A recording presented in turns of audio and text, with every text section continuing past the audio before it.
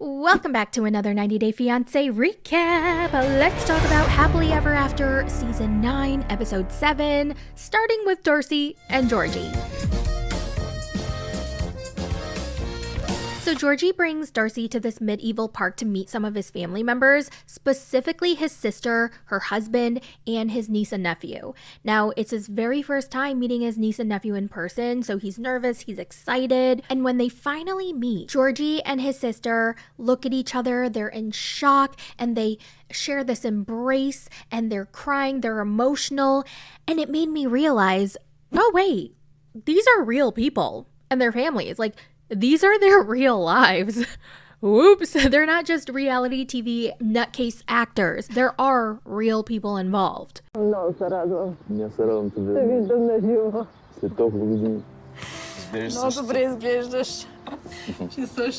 Anyway, it was a little nice to see Georgi not be so stoic and actually show some emotion. I miss my sister, wedding day, firstborn, secondborn, and make me think where I have been for so long. Georgi's sister's first impression of Darcey is that she's very beautiful, but she's worried that their age difference will catch up as they get older, and Georgi might regret not having any kids of his own, but what can she do? Only time will tell. Then we see Georgi playing with the niece and nephew while Darcey and his sister are trying to talk through Google Translate. And Darcey's like, okay, I want to ask her some questions. I really want to get to know her. It's so important that we bond. Because I want to feel part of the family. I want her to accept me and love me for who I am. Hopefully she likes me. And so she gets out her Google Translate, and one might think she would ask questions about the sister and her family and like their upbringing, you know, just to get to know her more. But instead, she asks questions about herself. She's like, so has Georgi talked about me? And the sister goes, yes, Georgi talks about you a lot. He says he loves you very much. Georgi has spoken a lot about you, that he loves you very much and wants you to understand and love each other for many years. Yes, thank you. Okay, that's not what I expected. Darcey's obviously happy with the sister's response. She's like, oh my God, I can't believe Georgi actually talked about me and said that he loved me. This really reassures me. She let me know, reassured me that Georgi's only said beautiful things about me. You know, he really loves me, and he knows what we have is special. So the night is over. Georgi and his sister quickly chat about his parents. Are they going to be disappointed, especially considering they probably had totally different expectations of him to marry a Bulgarian woman and to have some kids by now? And his sister's like, you know what? I think our parents are just going to be worried that you might regret not having kids. Oh, okay. Darcey and Georgi get back to their hotel, and guess what they do? They get into another fight. Yeah. Well, at first she's trying to have a little bit of fun, and she throws some lingerie at him, and she's like, Georgi, do you want to go downtown on me? Look at this lingerie I bought. You see this big hole in the front? It's for easy access. Georgi kind of laughs, and he's like, but Darcey, we have to be prepared to meet my parents tomorrow. Downtown. Getting my bow and arrow action going on. We need to wake up tomorrow early anyway to meet my parents. And she's like, tomorrow? I thought we were going to meet them in a few days, not tomorrow. Nope, it's tomorrow. And now she's annoyed because he doesn't tell her anything. He doesn't keep her in the loop. He doesn't keep up with the communication. Everything is always a surprise.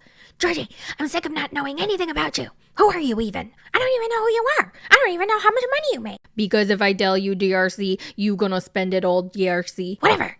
I guess we're just two different people. We have two different energies. I don't want to be around your energy. Fine. If you want to check out, then check out. You're probably plotting and planning your exit, huh, Georgi, to find a younger woman who has more money than me? Well, Darcey, the women who come to the spa to get massages from me do have more money than you. And then they go on and on, back and forth, fighting, arguing. You don't give a rat's ass. Like you the one complaining. I'm Do I not complain? I'm getting anywhere with you. What am I getting out of you? I can't even ask you a simple question. Now, here's the thing. At first, I used to feel bad for Darcey, right? The first, maybe even the second time she got back with him. But now, I can't. She knows what kind of dude he is. He's not emotional. He's not communicative. Like, you can't try to change him. These problems are the exact problems that they had before. And she still got back with him, and then she married him. So this is on her. Well, she's not happy with any of his answers. So she's like, I can't deal with you, Georgi. You don't show any emotion. I need more from you. I do have emotions, Darcey. What do you think? I'm made of stone. You need to make me feel comfortable to share with you, but you judge me. And while he's talking, she's talking over him. I've never judged you. I just asked you simple questions. Look, Darcey, I'm trying to talk and you talk to me at the same time. Okay, fine. I'm listening. Talk. He tries to explain to her that he's never talked to anyone about his emotions or struggles or problems, so he's just not used to it. And so he's gotten used to just keeping everything inside. He doesn't know how to express his emotions. He doesn't even know how to talk. You know, what I learned as an adult is not everybody can express their emotions. Something that is so easy for certain people, like just telling someone that you care about them, you miss them, that is physically hard for some people to do. Like they just can't get it out because they are so not used to receiving it growing up. That's just not how their family dynamic was. And so as an adult, even though they want to express it, they can't. And I think that's kind of what Georgi was trying to tell her. I do think he was being very honest. And she didn't seem too happy about it. Like she did say, sorry if you feel like I wasn't listening to you or like you couldn't talk to me. Baby, I do care. If I haven't listened to you or heard you, I'm sorry. I apologize. I come from a loving place where I feel, and I love you. So then he tries to alleviate the tension by giving her a compliment. Darcey, I love how you look. You look so good in these clothes. And she's like, all right, whatever. Come here, Darcey, give me a hug. And then he hugs her and she's like, abutate, abutate. Do you abutate me? Say it back, Georgi. Abutate. Do you not hear me, Georgi? Sorry, Darcey, I couldn't hear you. Oh my God, you put in those earbuds in, didn't you? Yes, my Raycon everyday earbuds, I love them. Thank you, Georgi. I'll take it from here. This message is sponsored by Raycon. I thought Raycon's everyday earbuds were already awesome, but they're back, but better. They've leveled it up with active noise cancellation, which I absolutely need because I have two yappy, annoying dogs. I use them all the time, literally everywhere, for everything. When I walk the dogs, clean the apartment, when I'm taking a poo, editing videos. I love having the active noise cancellation feature because in DC, it gets pretty loud. Okay, there's police sirens, ambulance, cars honking, people yelling and fighting, and now I can block all of that out. Plus, it has 8 hours of playtime with a 32-hour battery in the case and 3 sound modes, so I can switch from blasting my favorite K-pop Demon Hunter song to listening to my favorite podcast. And they actually stay in my ears because with every earbuds you buy, it comes with a set of silicone ear tips of different sizes, so you can pick the perfect one for your ears. And it also comes with a keychain loop that you can add. And let's talk about their audio quality. Honestly, it rivals the big brands, but at half the price. Don't just take my word for it. Tens of thousands of 5-star reviews are out there saying the same thing. They have a bunch of other colors, so definitely check them out. Go to buyraycon.com/mythoughts to get 20% off the Everyday Earbuds Classic. That's buyraycon.com/mythoughts for 20% off. Link is in the description and pinned comment. And thank you, Raycon, for sponsoring this video. Okay. Now, let's move on to Brandon and Julia.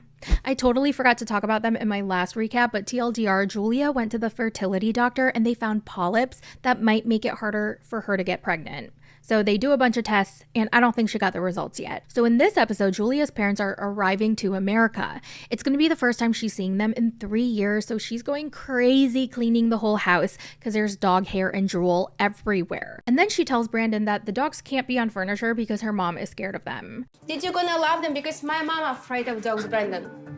When she hear no dog allowed on the couch. Then they get in the car and drive their way to DC to pick them up. Now, while they're on their way there, Julia tells Brandon she didn't mention anything about the baby making or her fertility issues to her parents and that she doesn't intend to. Brandon thinks she should tell them, but Julia doesn't want to stress them out. He's like, okay, I mean, I guess, but if I were you, I would. Well, guess what, Brandon? You're not her. And she doesn't want to talk to her parents about it, so... I doesn't want to make my parents stress. Them thinking everything is good. You say you haven't told him anything about, like, what goes on here? No. Brandon's parents call to check in, and Julia tells them that they're going to hang out with her parents for a few days, and then they'll go ahead and visit Betty and... Oh, God, why do I always forget the dad's name? Earl? Betty and Earl. They finally get to DC, meet her parents at the hotel, and oh my God, Julia looks exactly like her mom. Olivia, Hi, Brandon. Добро пожаловать. I'm excited to see you. Yes, I'm very excited to see you as well. They check into their rooms, but Brandon only booked 2 rooms with 1 bed each. He kind of assumed that it would be Julia's parents in one room and then Brandon and Julia in another room, but then he forgot that Julia's parents were divorced and they actually don't really get along. They actually don't really like each other. So they cannot be sleeping in the same bed. Несерьезно как-то. Ты с нами идешь в комнату, ты здесь, в этой комнате. And once them are tired, exhausted, so respect and doing that. I guess Julia ordered some pizza and it finally got delivered, and she was bragging to them about the American pizza, like, welcome to America, here's your first slice of American pizza. And that pizza looked so bad. The cheese was so stale. I felt bad that they had to eat that. Она тепленькая. Отлови мне кусочек. Этим... Cheers. Моя лучше была ли это? The next morning, they're on a tour bus. They get a tour of DC. They see the monument. And if you look real close, you'll see me there. Hi. So Julia's parents are like, oh, so what's that building over there? I don't know, in Russian. And Julia's like, is that all you're going to say? You don't know? And her dad's like, didn't Brandon go to school? Вот это вот. Brandon, what is that? That's big building. Я не знаю. That's all what you're gonna tell them? Я не знаю. I'm not an expert. учился, I нет? say I'm not an expert.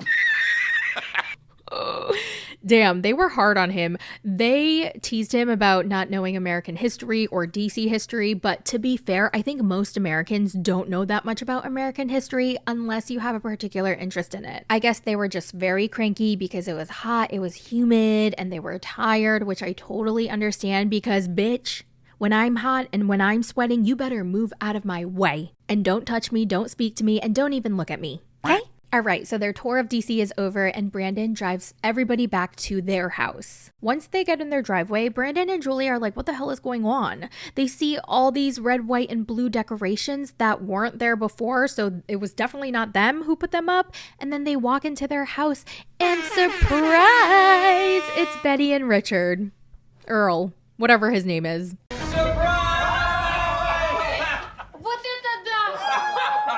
Did you know that? No. Now, how did they get inside Brandon and Julia's house without them? It's because Brandon gave them the key to their house many years ago against Julia's wishes. And since then, they've been inviting themselves into their home anytime they want.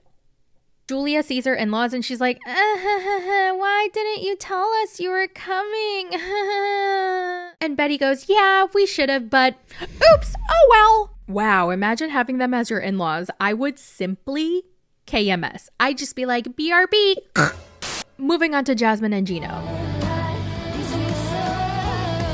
Natalie's still screaming at Gino, I don't live my life like this. I have 2 beautiful children. And then she quickly looks at the camera and then continues, one's in the effing Navy and the other one looks up to me and I take it very seriously. You know, I have a daughter that looks up to me. I take that seriously. I don't live my life like this. And she wipes away her non-existent tears. Gino looks like a lost dog. I'm so sorry, Natalie. I wasn't expecting her to be like that. Really, Gino? Natalie's like, I want to leave now! But Gino doesn't feel like they should be the ones leaving. It's his family in there, not Jasmine. So Jasmine and Matt should be the ones to leave. Those are my cousins inside there. I mean, Jasmine and Matt should leave. By the way, what the is Matt doing here? Now back inside, Michelle's like, oh, God, Jasmine, you made quite the entrance. And Jasmine goes, oh, I'm sorry, Michelle. But when I saw that hoe and the entitlement on her face, I wanted to slap her. Girl, you brought your little boy toy with you. The hypocrisy is insane. But I'm sorry, you can't make me hate Jasmine. I know. I have a bias towards her. I recently figured that out and was able to admit it. I was like, yeah, I like Jasmine. And what about it? I'm sorry, you can't do anything about it. I can't help it. I'm not a perfect potato. I'm sorry, I have flaws. I just find her really funny and I can't take her seriously because I feel like she does a lot of things for entertainment value to bring entertainment to us, the audience.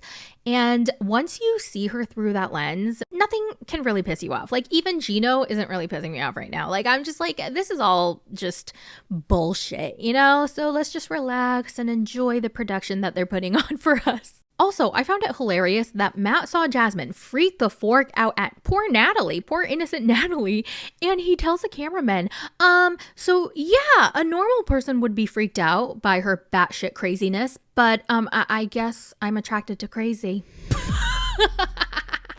Michelle tries to tell Jasmine that Natalie isn't as bad as she thinks she is because Natalie had no idea that Jasmine and Gino were seeing if they could make amends. Natalie was just as surprised when she heard that, and she was told that he was definitely done with her and that they were on the same page about it. Now Jasmine is shocked. She's like, what the hell? So Gino lied to both of us? And now she feels a little bad for going crazy on Natalie. Basically, one step just to get divorced. She called him out right in front of us about it. Wow, what a piece of lying to everyone. Oops. Matt tells everyone, I'd love to have a man-to-man conversation with Gino and tell him what a scumbag he is. Yeah, you go do that. By the way, isn't it funny as fork that Gino's family hates Gino so much that they're all siding with Jasmine and Matt? I mean, they were against Jasmine when they first met her. Remember that? That was so crazy. And now they're like all team Jasmine, they're team Matt. That's how much, in my opinion, Gino sucks. Anyway, Matt walks outside and approaches Gino and Natalie, and Gino takes a good look at Matt and thinks, he's short and ugly. How could Jasmine be with such an ugly guy? Wow, I thought she had better taste. I'm surprised that Jasmine ended up with this guy. Oh! Ew! Really? Also, this conversation was so stupid and hilarious because Natalie's like, I just want to get to the truth. Yeah, but you can't understand where Jasmine's coming from. I mean, she walks into a room and sees you with her husband, and Gino's like, we're separated. She's been living with you for the last 5 months. You kicked her out. What do you want? For her to be homeless out on the streets? Then Matt starts talking about how Gino's a scumbag for not only kicking Jasmine out, but also financially neglecting her. He's still responsible for Jasmine till this day, and he hasn't helped with anything. That's some scumbag. Then Gino's like, well, you've been in a relationship with a married man. What does that make you? And Matt goes, I'm just agreeing to what you guys proposed to me. I have a lot of friends that are women. You think I struggle? Look at me. Do you think I struggle with women? Okay, I don't need Viagra like you. I'm only 30 years old. Bruh, chill. Yeah, you probably are. You need Viagra, I don't. I'm in my 30s, bro. No, I don't. I'm still fine, and I'm I'm perfectly fine, too. But I honestly hate the age shaming. I think it's so weird and wacky when younger people age shame older people because, like, we're all gonna get old. So it's like, what is the point of that joke? I don't get it. Well, Matt storms off, Natalie storms off, and then Gino storms off. Let's get to Tiger Lily and Adnan. Remember how I was just saying that I had 2 yappy dogs? Well, where are my Raycon earbuds? Let me put them in and put the active noise cancellation mode on so I don't have to hear these bitches yap. Yappy, yappy, yappity yap. Link in bio if you want to get your own. Now let's talk about Tiger Lily and Adnan. And woo, Adnan, who is he? Who is he? He turned into a different person. I know he called her a demon, but I feel like he was a demon. So Tiger Lily and her stepmom Brenda do some last minute baby shopping. She's about to have her C-section in 2 weeks. And Brenda complains about how she can't make her pork meatballs because Adnan can't have pork. And Tiger Lily's like, just make beef meatballs, Brenda. But that'll make them dry. Okay, venison meatballs? I'm Italian. I have to do authentic. Bro. You're just complaining just to complain at this point. I bet she wouldn't be complaining this much if he were allergic to pork versus, it being against his religion. Anyway, did you guys notice how Tiger Lily doesn't like any colors? Everything that Brenda points out that has like a pink or a blue or a green or a yellow, she's like, ew, I don't like colors. I like beige and white and beige and off-white and cream. Okay. Now, Brenda raises her concerns with Tiger Lily considering converting to Islam, especially given that he had never set that expectation before they got married, and he suddenly brings it up right before the baby's about to come. And I think that's valid. I do think that's messed up. But at the end of the day, Tiger Lily seems to be fine with it. She's a grown-ass woman. So if she wants to convert, let her convert. But I do understand Brenda's concerns as well, because she did say in her confessional later that Tiger Lily's history and her past relationship and her marriage with a guy who was so controlling, and this is like happening again. She can see it happen again. Yes, valid concern. The only reason why I'm a little hesitant is because I just want to make sure that they're doing it out of genuine concern and not because they're Islamophobic. You know what I mean? But after watching this episode, I think Brenda does have some very genuine concerns that I would also have if this were my sister or my best friend or a loved one. Because if my man told me all while we were dating that my religion is fine, I don't have to convert to his religion, and then all of a sudden we get married and I'm about to pop his baby out, he keeps pressuring me to convert, I would have a problem with that. So Brenda's like, you're not going to be like a completely different person, right? Like, you're not going to be covered up the next time I see you, right? Of course not. I'm still gonna be me, and it's not like he's gonna make me cover my hair or anything. We already talked about that, and he said that no way I can show my hair. He loves my hair. I'm not going to see you all covered up. No, I mean, I'm not going to be like running around in a bikini. You know, I'll be my normal self. Yeah. Oof, she spoke too soon. Then she expresses how Islam is a religion that makes women second-class citizens. And that's a very complicated topic. I think the answers are probably controversial, and I think it depends on who you ask. And I'm not trying to have a religious debate here, so let's move on. She tells Tiger Lily, I'm only acting this way because Daddy and I love you. We are so worried about you. And Tiger Lily's like, okay, don't worry. I love you, and your daddy and I are worried about you. Okay. After shopping, she goes home, she puts some cookies in the oven, and then Anand berates her about her religious status. He wants her to convert now. Like, I'm still worried about my baby religion. The baby's gonna be Muslim. What more do you want? Do you think if something happened to me, he will be a Muslim? But you said before we got married that you were totally fine with me being Christian, baby. Well, now you're having my child, I feel different. If I die, who's going to continue teaching my son about Islam if you're not Muslim? I'm trying to save you. Do you want to go to hell and burn eternally? Burn, burn, burn, baby, burn, burn, burn. Blah, blah, blah, blah, blah, blah, blah, blah. I'm talking about her soul to burning forever in hell. I'm saving her. As he's talking, she takes the cookies out of the oven and she burns her finger and she's like, ow, my nail. I just burned my finger. I'm trying to tell you about my religion and you talk about your stupid fingernail. You're scared of your finger burning, but you're not scared of burning in hell for eternity? You're just now scared because your finger burned? You didn't scared from the hell? So then she asks him what he expects of her if she were to convert. And he tells her that it would be nice if she were to cover her chest and her hair. Oh my God. Didn't she just say that he said he never wanted her to cover her hair? And I love how he's like, it shouldn't be that big of a deal because it's not going to make much of a difference from how you already dress. The gaslighting. I'm telling you, he is a gaslighter. My hair?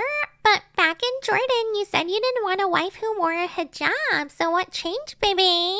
Yeah, but I was a different person back then. I was an immature little boy, and now I'm a husband, I'm a man, I'm a father. I want the best for my family. Now I am different. Maybe before I am young, I didn't understand the right way. The God is testing me in this position. And then she asks him if this was his plan all along to slowly change her little by little. You don't have any religion. Yes, I do. I'm a Christian. No, you're not. Not really. So you're telling me I don't believe in my God? I am telling you that you don't want to accept the truth. You don't want to accept the truth. And she looks at him and she's like, the one thing I hate is when you're judgy and you're telling me that I don't believe in my God. And then she's trying to stand her ground, but Anand gets increasingly upset and he gets so frustrated that she basically won't shut up. You're making me judgy because you're showing me a different personality when talking to me, like a demon. He calls her a freaking demon. And she walks away from the conversation crying. No. Talking with me like a demon. To see me like it show me nothing. Like nothing real, we talking about it. And in the preview for the next episode, he really asserts his dominance by telling her he's the man, so he can do whatever he wants. And she's like, so how can I trust you then? If you mention trust one more time, I will make a bigger problem than now. Damn, Tiger Lily, who did you marry? Who did you marry? You know what? She's an idiot. Well, that's it for this episode recap. Let me know all your thoughts in the comments, and I will talk to you in the next one. Bye.